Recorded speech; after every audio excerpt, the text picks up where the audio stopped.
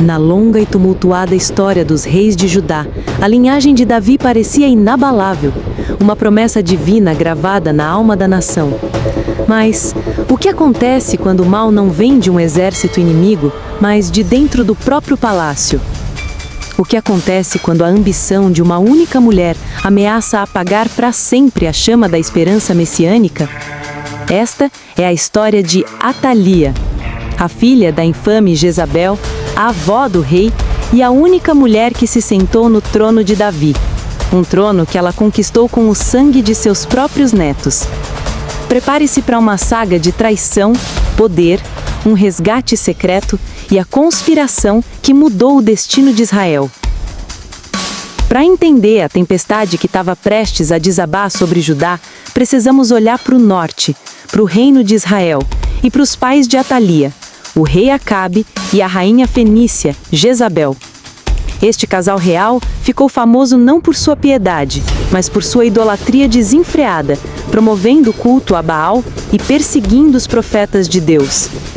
Atalia cresceu neste ambiente, absorvendo a astúcia política de seu pai e a crueldade implacável de sua mãe. Seu casamento com Jeorão, filho do justo rei Josafá de Judá, foi uma aliança política, mas também uma infiltração de veneno no coração do Reino do Sul. A influência de Atalia foi imediata e devastadora.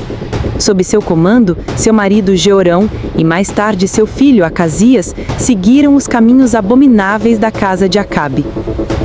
Mas o destino interveio de forma sangrenta. Em uma reviravolta política orquestrada por Deus através do comandante Jeú, tanto o rei de Israel quanto o rei Acasias de Judá foram mortos no mesmo dia. A notícia chegou ao palácio em Jerusalém como um trovão. Atalia, agora uma rainha-mãe sem filho no trono, viu seu poder evaporar.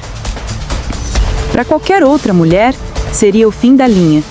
Mas Atalia não era qualquer mulher. Ela era filha de Jezabel. Em seu coração não havia luto, apenas uma sede fria e calculista pelo poder absoluto. Ela viu a morte de seu filho não como uma tragédia, mas como uma oportunidade.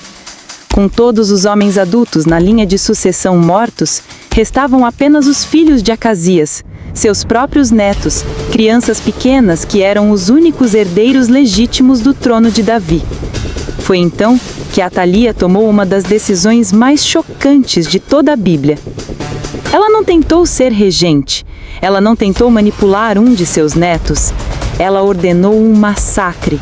A Bíblia diz em 2 Reis 1:1, vendo, pois, Atalia, mãe de Acasias, que seu filho era morto, levantou-se e destruiu toda a descendência real. Soldados invadiram os aposentos reais e os gritos das crianças foram silenciados. O sangue de Davi estava sendo derramado pelas mãos da avó. Ela eliminou toda a concorrência, limpou o caminho e, desafiando Deus e a tradição, sentou-se no trono. Por 6 anos, uma mulher idólatra e assassina governaria a terra da promessa. Ela acreditava ter vencido. Ela acreditava ter apagado a linhagem para sempre. Mas, sem que ela soubesse, nas sombras daquele mesmo massacre, uma centelha de esperança havia sido salva. Enquanto a ordem de Atalia ecoava pelos corredores do palácio, o caos e o terror reinaram. Em meio ao banho de sangue, uma mulher agiu com coragem e rapidez extraordinárias. Seu nome era Jeoseba. Ela era filha do rei Jeorão e, portanto, irmã do recém-falecido rei Acasias. Isso a tornava uma princesa de Judá e tia dos meninos que estavam sendo caçados. Movida por lealdade à sua família e, sem dúvida, por temor a Deus, Jeoseba desafiou a tirania de sua madrasta, Atalia. Ela correu para o berçário real, agarrou o filho mais novo de Acasias, um bebê de apenas 1 ano, chamado Joás, e sua ama. Ela os escondeu em um depósito de camas, um lugar improvável, enquanto os soldados de Atalia vasculhavam cada canto do palácio. Cada segundo era uma eternidade. O menor choro do bebê poderia significar a morte para todos eles. Mas o plano de Jeoseba não era mais do que um esconderijo temporário. Ela era casada com um homem de imensa estratégia espiritual. Joiada, o sumo sacerdote de Judá. Juntos, eles representavam a aliança perfeita entre a realeza fiel e o sacerdócio de Deus. Sob o manto da noite, Jeoseba levou o pequeno príncipe Joás e sua ama para o lugar mais seguro de todo o reino. O único lugar que Atalia, com seu desprezo pelo Deus de Israel, provavelmente não inspecionaria com rigor: o Templo de Salomão. Ali, nos aposentos sagrados, sob a proteção do sumo sacerdote Joiada, o último herdeiro de Davi foi escondido. Por 6 anos longos, o segredo foi guardado com uma fidelidade de ferro. Enquanto Atalia governava a nação do palácio, promovendo o culto a Baal e se deleitando em seu poder usurpado, a poucos metros de distância, dentro da casa de Deus, o verdadeiro rei estava sendo criado. Joiada e Jeoséua não estavam apenas mantendo Joás vivo, eles estavam preparando-o. O menino cresceu ouvindo as histórias de Davi, de Salomão e, mais importante, aprendendo a lei Moisés. Ele estava sendo moldado para não ser um tirano como a sua avó, mas um rei segundo o coração de Deus. O palácio tinha coroa, mas o templo guardava o rei. A nação gemia sobre o jugo de uma rainha pagã, ignorando que sua libertação estava sendo nutrida em segredo, crescendo dia após dia, esperando o momento perfeito para ser revelada. A conspiração mais justa da história de Israel estava apenas começando. 6 anos. É tempo suficiente para uma geração esquecer. É tempo suficiente para uma tirania se consolidar e parecer permanente. Do lado de fora dos muros do templo, o reinado de Atalia era a única realidade que o povo de Judá conhecia. Os altares de Baal provavelmente se multiplicaram e a adoração ao Deus de Israel foi suprimida. A rainha se sentia segura, sua posição inquestionável. Afinal, ela havia aniquilado todos os pretendentes ao trono. Mal ela sabia que a maior ameaça ao seu poder não estava em um exército inimigo, mas de dentro do próprio palácio. Dentro do templo, o tempo corria de forma diferente. Para o sumo sacerdote Joiada, esses 6 anos não foram de espera passiva, mas de preparação meticulosa. Ele era mais do que um líder espiritual. Ele era um mestre estrategista, um homem de paciência e profunda fé. Cada dia era um passo no seu plano audacioso para restaurar a ordem divina em Judá. Enquanto o jovem Joás crescia, Joiada era sua figura paterna, seu mentor e seu professor. Ele estava ensinando ao menino não só a ler e escrever, mas os preceitos da aliança, as responsabilidades de um rei davídico e a história do seu povo. Ele estava forjando um rei antes mesmo de lhe dar um reino. Quando Joás completou 7 anos, Joiada soube que o tempo havia chegado. O 7º ano, um número de grande significado bíblico, seria o ano da libertação. Ele começou a agir, movendo as peças do seu tabuleiro de xadrez com extrema cautela. Ele convocou em secreto 5 dos mais confiáveis capitães da guarda real e dos mercenários cários. Ele não lhes deu ordens, mas fez um pacto. A Bíblia diz que ele fez com eles uma aliança e os ajoelhantou na casa do Senhor. Primeiro, a lealdade a Deus. Depois, a revelação do plano. Imagine a cena. Joiada leva esses homens endurecidos pela batalha a um cômodo secreto dentro do templo e, para o espanto de todos, apresenta-lhes um menino de 7 anos. "Eis aqui o filho do rei", ele declarou. O choque deve ter sido imenso, seguido de uma onda de esperança. O herdeiro estava vivo, a linhagem de Davi não fora extinta. A partir daquele momento, a conspiração ganhou força. Joiada elaborou um plano infalível, usando a troca de guardas do sábado como cobertura. Ele dividiu os levitas e os guardas em 3 grupos, armando-os com as lanças e os escudos do rei Davi, que estavam guardados como relíquias no próprio templo. Era um simbolismo poderoso. As armas do primeiro grande rei de Israel seriam usadas para coroar seu último descendente. O plano estava traçado. O dia da revelação se aproximava. O templo, que fora um refúgio silencioso, estava prestes a se tornar o palco de um golpe de estado divino.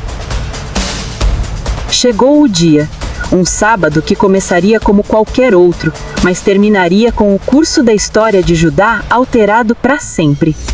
Sob o comando preciso de Joiada, o plano entrou em ação com a perfeição de uma engrenagem divina. Os guardas e levitas, secretamente armados, tomaram suas posições estratégicas ao redor do templo, formando um anel de aço impenetrável. Sua missão era dupla: proteger o jovem rei a todo custo e garantir que ninguém, além deles, entrasse ou saísse. Então, no pátio do templo, diante dos olhos dos sacerdotes e dos capitães leais, Joiada trouxe o menino Joás. Aquele que fora um segredo por 7 anos foi revelado à luz do dia. O momento era carregado de simbolismo e poder. Joiada não realizou uma simples coroação. Ele seguiu o ritual sagrado à risca. Ele colocou a coroa sobre a cabeça do menino, um ato que declarava sua soberania real. Em seguida, entregou-lhe o testemunho, provavelmente um rolo da lei de Moisés, simbolizando que seu reinado seria submisso à palavra de Deus. E, finalmente, ungiu-o com óleo sagrado, o sinal da escolha e da capacitação divina. No instante em que a unção foi completa, o templo irrompeu. Os guardas e sacerdotes bateram palmas, trombetas soaram e um grito uníssono ecoou pelos pátios sagrados. Viva o rei! Viva o rei! O som era tão alto, tão jubiloso e tão inesperado que viajou para além dos muros do templo, chegando aos ouvidos de Atalia em seu palácio. Confusa e alarmada pelo barulho de festa vindo do lugar que ela desprezava, a rainha tirana correu para o templo para ver o que estava acontecendo. Ela invadiu o pátio e a cena que viu deve ter congelado seu sangue. Lá estava o povo, os guardas, os sacerdotes, todos celebrando. E no centro de tudo, ao lado de uma coluna, conforme o costume dos reis, estava um menino usando uma coroa. Seu neto. O herdeiro que ela pensava ter assassinado. Naquele instante ela compreendeu tudo. A conspiração, a traição à sua tirania. Em um ato de desespero e fúria, ela rasgou suas vestes e gritou a única acusação que conhecia: traição! Traição! Mas era tarde demais. O poder já não era seu. Joiada, com total autoridade, deu a ordem final. Levem-na para fora, por entre as fileiras, e matem à espada todo aquele que a seguir. Pois o sacerdote disse: não a matem na casa do Senhor. A santidade do templo não seria manchada com o sangue dela. Os guardas a agarraram e a arrastaram para fora pelo caminho que os cavalos usavam para entrar no complexo do palácio. Ali, no limiar do poder que ela havia roubado, a rainha Atalia foi executada. O reinado de terror de 6 anos terminou de forma rápida e decisiva. A justiça, adiada por tanto tempo, finalmente havia sido servida. Com a morte de Atalia, um suspiro coletivo de alívio varreu Jerusalém. Mas o trabalho de Joiada estava longe de terminar. Derrubar um tirano era apenas o primeiro passo.